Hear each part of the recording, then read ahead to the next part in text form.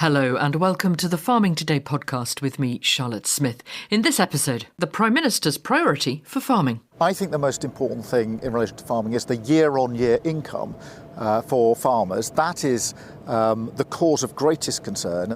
More from Sir Keir Starmer later. First, for many livestock farmers, doing business has traditionally revolved around the local market. But markets have faced many challenges over recent years, from the impact of animal disease outbreaks to new technology to town centre sites being sold off for development. Well, this week we're exploring the role of the livestock market in 21st century farming and asking whether they're as relevant today as they were a generation ago.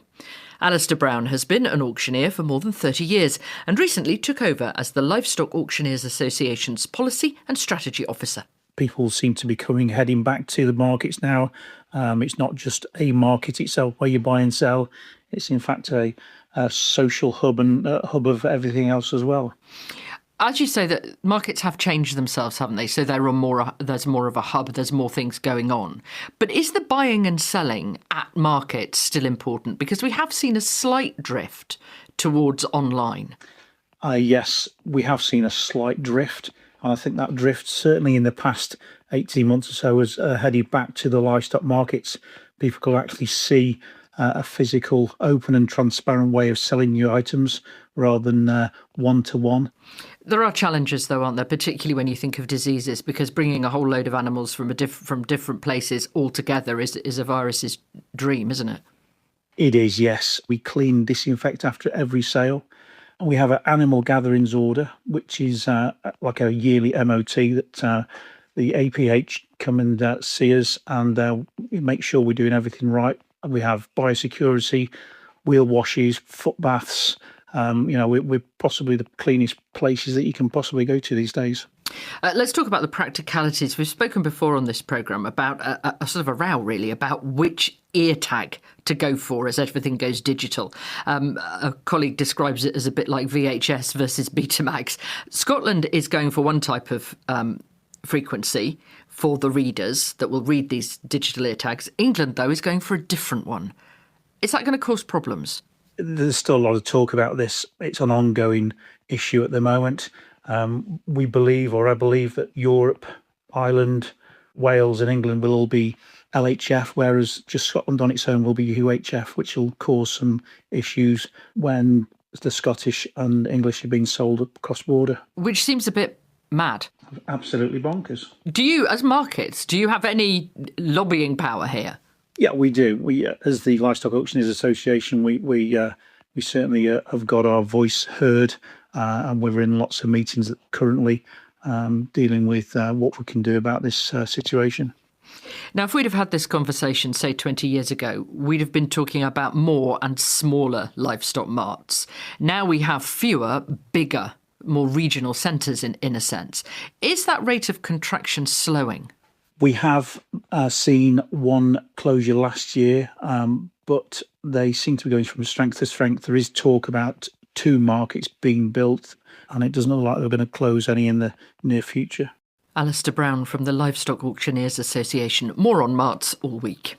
It is starting to feel a little crisper around the evenings and early mornings, turning thoughts towards autumnal comfort foods. Or maybe that's just me. If you too have answered the call and bought an apple pie from a shop, there is a good chance that the fruit inside it was grown in County Armagh in Northern Ireland. Bramleys produced in the area have long been processed and packed for commercial baking.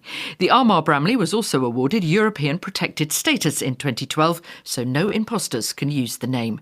Kathleen Carraher has been to meet Greg McNeice, who grows Bramleys, packs them and makes cider on his farm near Portadown.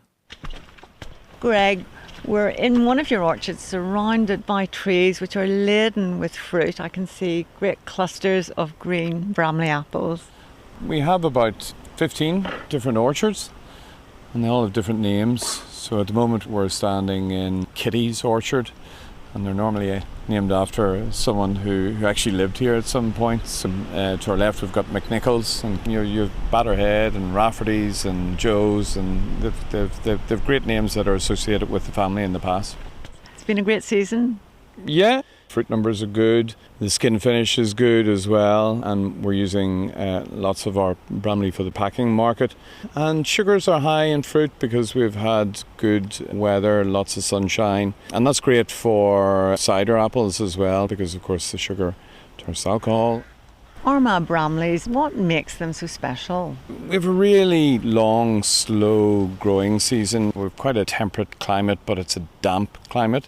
To our east, we have the Mourne Mountains. To our west, we have the Sperrins, and we're in a place called the Lough Neagh Basin.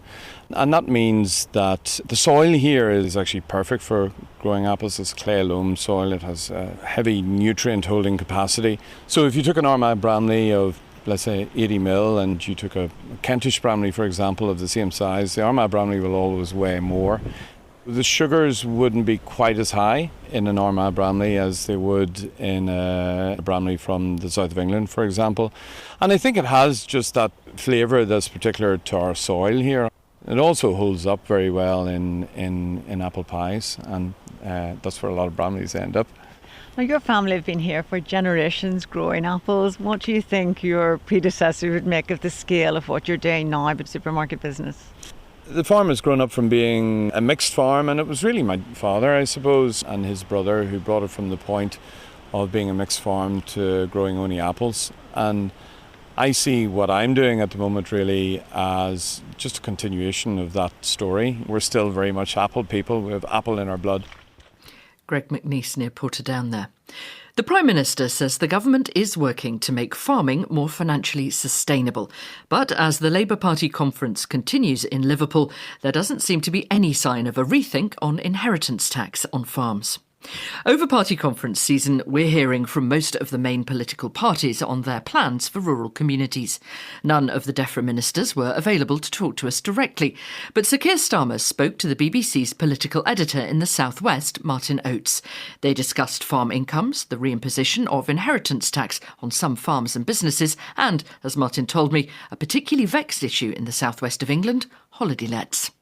Yes, vexed indeed. And as you say, there is a pretty broad consensus in rural areas that the proliferation of holiday lets is exacerbating the crisis, the shortage of affordable housing. Now, about a year before the election, he said a licensing scheme for holiday lets should be introduced as soon as possible. Now, since coming to power, the government's made it clear it's pushing ahead with a registration scheme that's inherited from the Conservatives, which allows you to know how many lets there are and where there are.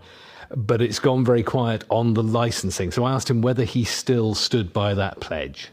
Well, we looked at this, and as you say, we're ploughing ahead with the registration scheme, which I think is the right thing and will be welcomed. But we need to look to get this package absolutely right, and I think we need to do the registration scheme first. So that is what we are doing. But we will continue to consult with others as we take the appropriate next steps. But is the general commitment still there to introduce some kind of control on short-term holiday lets? You appreciate the registration scheme, we know how many there are, where there are, but Labour MPs in places like Cornwall and indeed here in London saying you need to be able to control their numbers. Yeah, we're going stage by stage, and this is basically stage one. We'll then carefully review what stage two should look like. But in terms of the sort of underlying concern or issue, I completely understand that, and I'm determined that we'll get to grips with it, working with others to make sure that we get it right. So this is a staged approach, but it doesn't deflect from my determination that we will deal with the underlying issue here. So that is something to control their numbers? Yeah, we do need to get to the underlying issue here. Now, all sorts of businesses in the rural economy, tourism businesses, pubs, restaurants, farming, are unhappy about tax measures from this Labour government which have affected them. Things like the national insurance increase for employers or reintroducing inheritance tax on farms worth more than £1 million. Was there any indication from the Prime Minister that there might be any change? Well, I'll just say on inheritance tax, of course, most of the coverage, not least on this programme, has been focusing on farmers, but this is cutting relief in terms of both agricultural property relief and business property relief. So it's worth remembering these changes will affect businesses across the rural economy, whether that's in hospitality, tourism, construction or whatever. But in terms of any of this, as far as I can see, the Prime Minister is very much standing his ground. Well, the most important thing for growth and for all business is that we have a stable economy and we stick to our fiscal rules. It was, I think, 3 years ago this week that we had the Liz Truss experiment with abandoning fiscal rules. Our fiscal rules are ironclad, and that's because they protect working people and they protect businesses. That meant that we had to balance the books in the last budget. We do need to do more to help business, particularly small businesses. We rolled out our small business plan earlier this year, and it was very well received. And I think we need to go further on things like business rates. So there's more support I think we need to put in place. On the specifics of the inheritance tax relief, if you look at the decision on to cut the winter fuel payment, you accepted belatedly the threshold had been set at the wrong place.